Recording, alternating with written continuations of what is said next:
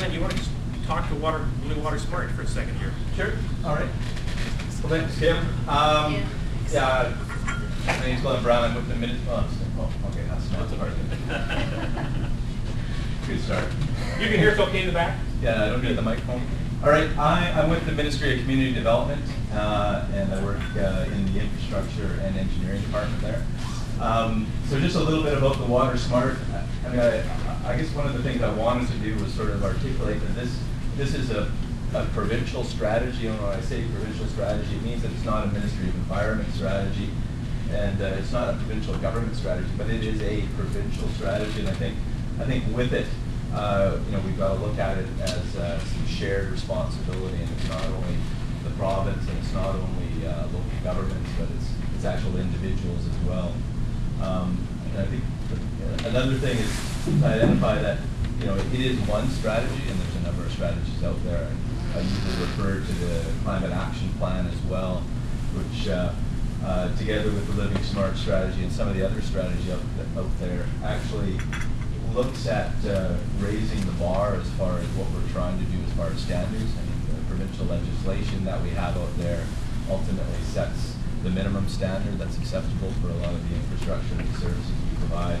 And these strategies look to raise the bar. They also look to perhaps change our approach. And I think underlying the Living Water Smart strategy is an approach that requires much more integration about how we go about our thinking, and particularly integration with land use planning, and how that affects water and water resources, particularly in integrating also the water quality and water and quantity pieces.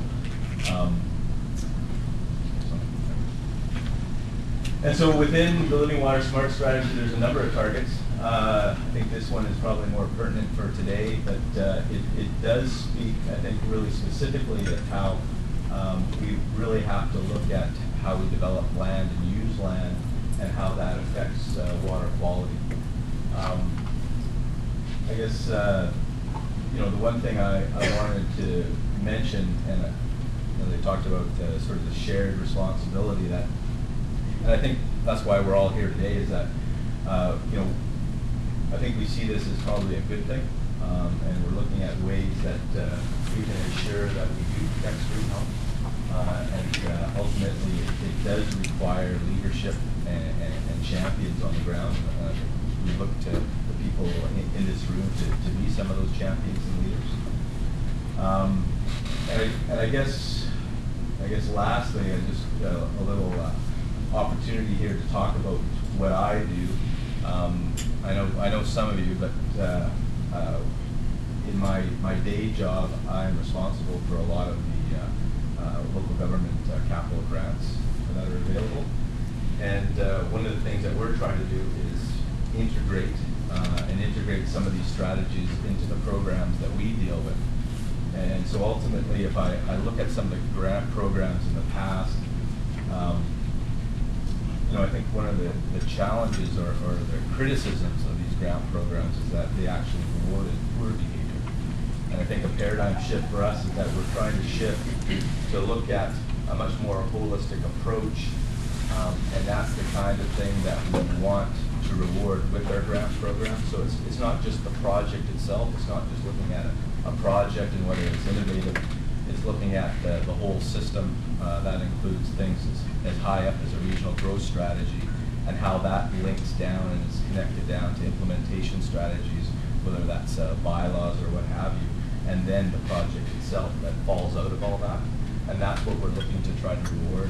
Basically, I guess the message is that we're trying to reward good behavior.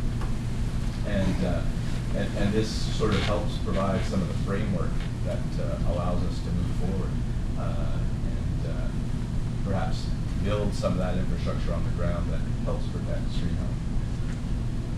So I think that's all I have to say, so I can keep short. I'll let you carry on. And Glen will be very much part of the afternoon program.